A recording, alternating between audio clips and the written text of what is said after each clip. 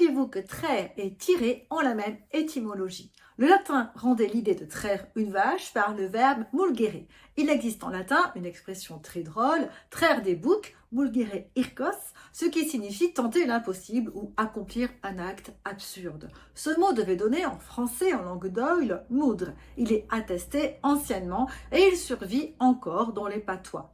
Mais ce mot s'est trouvé à une époque qu'il nous est malheureusement impossible de préciser, en contact et en rivalité avec un autre verbe, moldre, du latin molere au sens de aiguiser, broyer. Il se rencontre en tout cas dans des textes de la fin du XIIe siècle. Ainsi donc, un même mot, moudre, servait à désigner l'action de traire une vache et d'aiguiser ou de broyer.